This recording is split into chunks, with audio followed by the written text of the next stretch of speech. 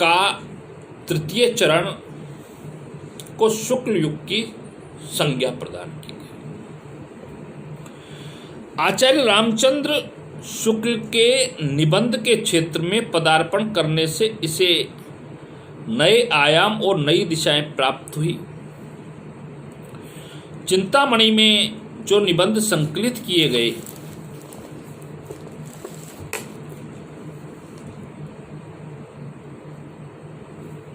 उन्हें हिंदी निबंध अपने चरमोत्कर्ष पर पहुंचा दिखाई पड़ता है। वस्तुतः निबंध कला के सभी गुण इनके निबंधों में दिखाई पड़ते हैं। शुक्ल जी के निबंधों में भाव एवं विचार का अर्थात हृदय एवं बुद्धि का संतुलित समन्वय है। इनके निबंधों में दो प्रकार के हैं इनके निबंध, साहित्यिक समीक्षा संबंधी निबंध तथा मनोविकार संबंधी निबंध। तुलसी का भक्ति मार्ग, कविता क्या है, साधारणीकरण और व्यक्ति वैचित्र्यवाद प्रथम कोटि के निबंध है। तो उत्साह, लज्जा, ग्लानि, श्रद्धा, भक्ति, क्रोध द्वितीय प्रकार के निबंध हैं। गहन विचार वीथियों के साथ साथ रसपूर्ण छींटे यहाँ सर्वत्र बिखेरे हुए हैं। शुक्ल जी के निबंधों में चिंतन की मौलिकता, विश्लेषण की सूक्ष्मता एवं शैली की प्रौढ़ता के एक साथ दर्शन होते हैं। उनके निबंधों के संबंध में यह निर्णय करना दुष्कर है कि वे समय प्रधान है या व्यक्ति प्रधान। इनके निबंधों में वैयक्तिकता का तत्व भी है और गंभीर विवेचन तथा सूक्ष्म विवेचन भी। भाषा की दृष्टि से उनके निबंधों को हिंदी निबंध का आदर्श कहा जा सकता है। उनका वाक्य विन्यास सुसंगठित एवं सटीक है। प्रत्येक शब्द स्फटिक मणि की भांति अपने उचित स्थान पर जड़ा हुआ है, जिसका कोई विकल्प नहीं है। यदि कहा जाए कि शैली ही व्यक्तित्व है, तो वह कथन शुक्ल जी के निबंधों पर पूर्णतः चरितार्थ होता है। शुक्ल जी ने विषयानुरूप सभी शैलियों का प्रयोग किया। कहीं वे सूत्र शैली का प्रयोग करते हैं तो कहीं शोधपरक गवेषणात्मक शैली का। उनके निबंधों में उपलब्ध कुछ सूत्रात्मक वाक्य द्रष्टव्य है। यदि प्रेम स्वप्न है तो श्रद्धा जागरण, वेर क्रोध है, क्रोध का आचार या मुरब्बा है। शुक्ल जी अपने विचारों को ऐसी कुशलता से व्यक्त करते हैं कि पाठकों को उनसे सहमत होने के अतिरिक्त कोई चारा नहीं रहता। डॉक्टर गणपति चंद्र गुप्त ने अपने निबंधकार शुक्ल जी के विषय में मत व्यक्त करते हुए लिखा है, वस्तुतः शुक्ल जी के निबंधों में वे सभी गुण मिलते हैं जो गंभीर विषयों के निबंधों के लिए अपेक्षित हैं।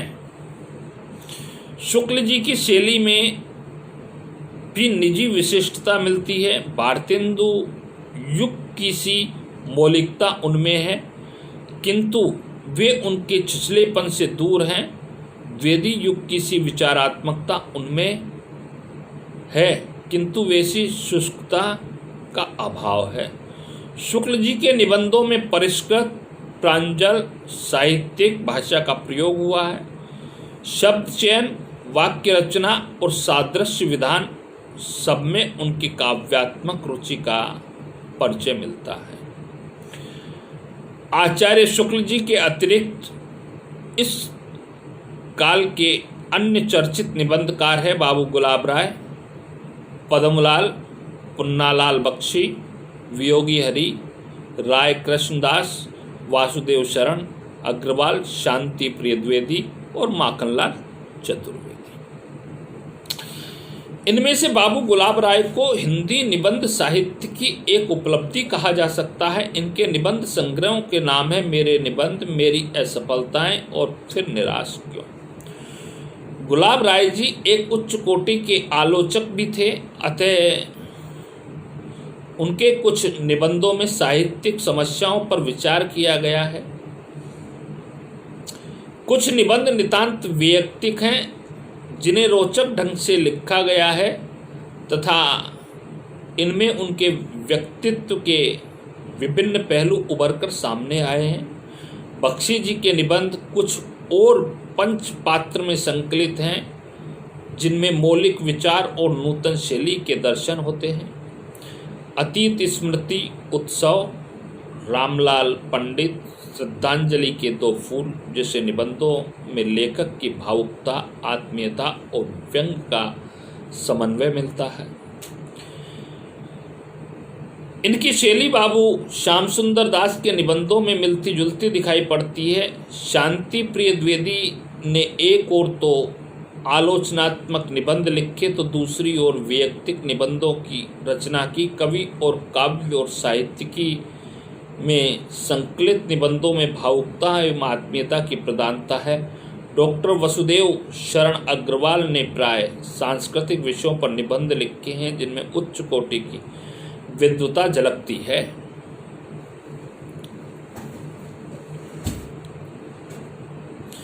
माखनलाल चतुर्वेदी ने भाव प्रधान निबंधों की रचना की है, किंतु उनमें गंभीर चिंतन भी विद्यमान है।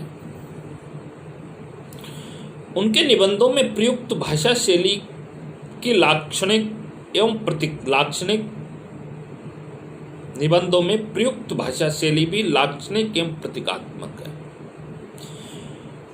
इन सब सारे विवेचन के आधार पर कहा जा सकता है कि शुक्ल जी हिंदी निबंध के विकास का स्वर्ण युग है। शुक्ल युग, इस युग में निबंधों का विषय क्षेत्र अधिक व्यापक हुआ, साथ ही उसमें गंभीरता एवं सूक्ष्मता भी आई। ये निबंध मनोविज्ञान, साहित्य, संस्कृति, इतिहास सभी विषयों को समाविष्ट किए हुए हैं। इन विषयों की मौलिक समस्या को बड़ी सूक्ष्म पकड़ के साथ प्रस्तुत किया गया है। निबंधों में भावुकता एवं आत्मीयता का तत्व भी पर्याप्त मात्रा में बना रहा। निजी अनुभूतियों एवं वैयक्तिक भावनाओं का प्रकाशन भी शुक्ल युग के निबंधकारों ने खूब किया है। भाषा शैली की दृष्टि से यह युग द्विवेदी युग की तुलना से अधिक विकसित एवं प्रौढ़ है, क्योंकि द्विवेदी युग के निबंधों के अंतर्गत कुछ ही चीजों में प्रौढ़ता थी, परंतु शुक्ल जी के युग के अंतर्गत जो निबंध आए, जो साहित्यिक निबंध थे,